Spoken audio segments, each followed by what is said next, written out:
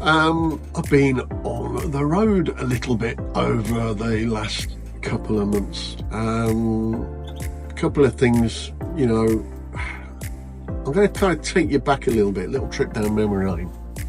So when I started off in the lizard canary fancy as a junior, as is the case today as well a little bit, you know, the people who keep lizard canaries, probably few and far between, but and also spread out a little bit. There are concentrations around pockets of the UK, but for me, based in Warwickshire at the time, there was nobody close to me that had lizard canaries.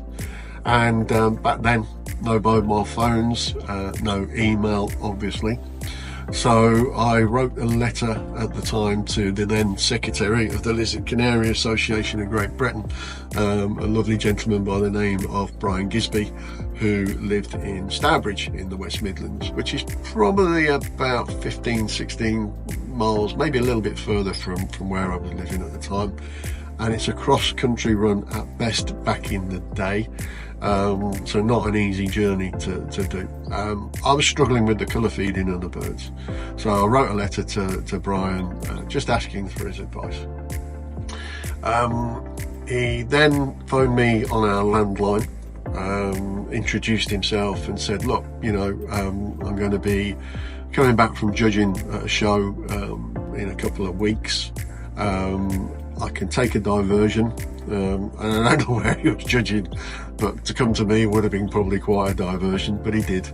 And he came along with someone else who, you know, God rest his soul, became a really good friend of mine over the years, and that was a then newcomer to the hobby and novice at the time, Stan Insel, who of course went on to great success over the years. And now I'm really reminiscing. They came in, corrected me from a colour feeding perspective. He'd actually got some birds in his car that he was actually taking with him to sell, I believe, and he kind of showed me the colour of those compared to the colour of mine, and he put me right. It's kind of stayed with me ever since. So I've wanted to make sure that I don't neglect my responsibility in terms of helping others. And thankfully there's a lot of people within the lizard canary fancy and the fancy as a whole that like to help people as much as they can. So I've done a few on the road trips this year, not taken much in the way of video footage, but you'll see some photographs, and I wanted to kind of highlight some of the people where I hope I'm helping with a little bit of advice. To be honest, I think on the whole, you know, they pretty much know what they're doing, to be honest, but if I can kind of help them with, you know, pairing selection, show team selection a little bit, you know, and a little bit of advice along the way, then hopefully that does them good, and hopefully it encourages others. And again, what I'd say to anybody, don't be afraid to reach out to people in the hobby. There aren't many people, I think, that would turn you down in terms of wanting to help you. You know, the people that are around the hobby will encourage you as much as they can, and welcome you as much as they can. So again, I would say don't hold back. I didn't back in the day, and I got some tremendous help, and I'm trying to do the same for other people as well. And I know it's people are grateful for it, and the hobby will be much stronger for it as we move forward. So here's a few clips coming up, and a little bit of commentary on some of the visits I've done. So starting with Colin Whitehouse. So Colin approached me via Facebook Messenger in the early part of the breeding season. He got some silver hens, lizard canaries, classic bred, was short of a gold male. I had an interesting situation where I got a gold male that every time I put in there a female, they just wanted to kill him. It didn't matter what I did, you know, there was just no way that with the females I had in the bird room at the time that they were interested in him whatsoever. So Colin popped over, let him take the bird. He used the birds across those silver hens that he got, and I'm glad to say they've done him some. It's done him some good. There's a particular non-cap silver hen that he got at the time, which is a really good bird, and again I think that was paired to this colt cock that I gave him, and again it's worked out really well for him. So he bred quite a number. Obviously, as you can see from the footage, he had some success at Walsall, not only taking best novice at Walsall, and again I hasten to add that's his first ever show of any kind, but also beat me for best lizard. I got best champion and he got best lizard in show with that broken cap silver cock, so again well deserved. I was really pleased for him. Really good to see. Colin had some of my surplus breeding stock, the birds that I bred with last year that I decided to kind of move on, because I'm always tight for space. So if there's anything not staying, it leaves quickly from an adult perspective. So again, I look forward to seeing what he does with those. He really knows what he's doing from a breeding point of view. When I visited him on this particular visit prior to the Walsall show, again I just said to him, look, maybe the Thursday before the show, give the birds just a light spray, just to help those spangles line up on the back, and it worked a treat. I mean, when I saw those birds on the show bench on the Saturday, those backs were lining up really well. So again, well done, Colin. I'm really looking forward to seeing how you do with the birds in 2025. So another newcomer to the lizard canary is someone that I've had a lot of respect for over the years with what he was doing with his English cinnamons, and that's Rich Nightingale. Again, not a million miles away from me. He had a little dabble with the lizard canaries last year, decided they weren't for him. The bug's bitten him again, thankfully. So we've been able to, between myself and Chris Jordan, we've been able to sort him out with some birds to get him going. So it's going to be really nice to see how things progress with him. He's just round the corner from Colin, so it's really handy for me. So if I'm seeing one of them, I can see them both and try and help them out, but again, really good to see.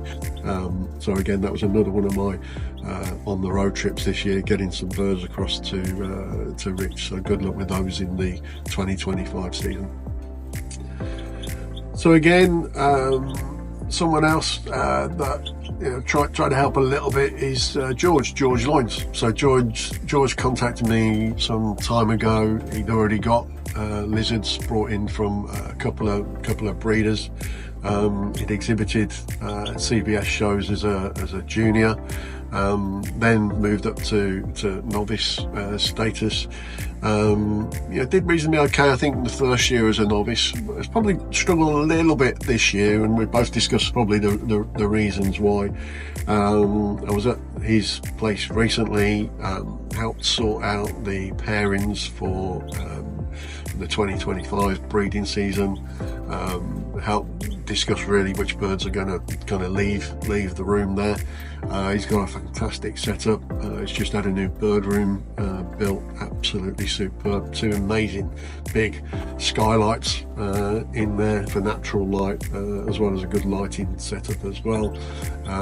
Fully kitted out with the PVC cages from Dave Rands, which I'll be doing as well in the new year in this room, and again more of that to come when that happens. But again, super setup.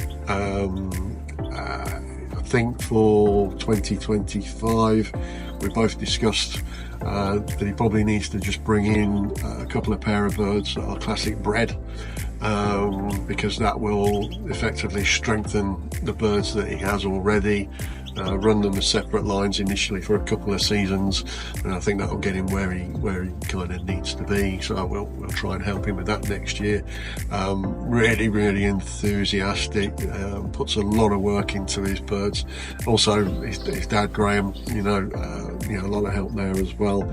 It's an amazing setup as well, so they really take care of the birds. So again, looking forward to seeing how George does in the future, and if I can be of any assistance, I'll continue to do so.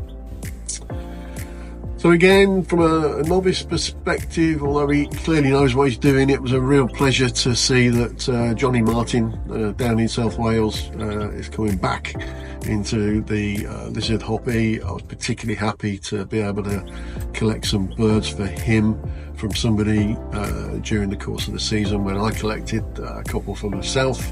I managed to sort him out a trio here as well, which were actually partially related to some of the birds that he had when he gave up a season or two back. And I know he's recently acquired some other birds, again similar bloodlines as well, to basically strengthen what he can do next year. Like I said, it was a shame that he kind of stopped when he stopped. I know it was just one of those things, you know, circumstances for that part, I guess, but clearly the birds were just starting to click. Really, that's why I was kind of glad that I was able to let him have a few birds back from some birds that he let me have when he did stop. So it'd be interesting to see how he does with those, but really interested to see how he does with the new blood that he's brought in, because he's got some real quality there to work with. So I'm really looking forward to seeing Johnny on the show bench next year, back with the birds. And then last but not least, Mick Tiffany. Obviously, Mick picked up a couple of birds off me last season. He's done really well with them from a breeding point of view. I think you hear him on his channel talk about the Mariah Carey bird. Yeah, well, that started out in this room, and her daughter there with Mick. I think they've done him some good, I hope. He's bred some really nice birds. He's had some really good success this season, which is really good to see. I'm going to share with you some footage of or some images of that Mariah Carey bird actually in a second, because I was with Mick literally the week prior to Christmas, so this week as this kind of is being recorded. And I was just really impressed how she's 2 years old now, and she's, you know, really held her markings from a breastwork perspective. You know, she looks as well marked today as she probably was as a youngster. And if you remember some of my videos where I show the transition, she's actually the bird in that transition video. So you see her in nest feather, you see her as she starts to molt out and then fully molted in that first year. So I'm going to try and put some images up on here that shows that same bird. But again, Mick's done really well with her. I'm really pleased. And again, I was really with him, just like with George, really, just to help out with pair selection. To be honest, he got it nailed anyway. I think we only made a couple of little tweaks based on some outcrosses he brought in, but again, the outcrosses he's got to work with for the 2025 season, and I'm sure he'll share more on future episodes of Tweed Street, look really good. Just definitely going down the right lines. So again, I think Mick's going to have got a good season to look forward to. And like I've said many occasions, he really demonstrates that excellent husbandry and takes care of his birds. It comes across in his videos. You know, I learn a lot from the videos that I see. I know I've kept birds for many years, but again, I'm kind of coming back into birds, you know, and I'm learning all the new techniques, I'm learning all the new things, and seeing all of the footage from people like Mick, people like Matt Eld, people like Sammy, people, you know, like Oliver, you know, and yeah, it's all really helpful. It doesn't just benefit, you know, newcomers in the hobby, but also benefits people who are kind of old timers a little bit, like me, as the Santa beard and the white hair kind of shows. So you know, more strength to everybody, and more people welcome to do it as well, because, you know, we all learn from each other and we all benefit. So with that, I'm going to sign off now. Again, if you like what you see, hit the like button. If you want to stay up to date, please press and subscribe to the channel, and more content to come in the not too distant future.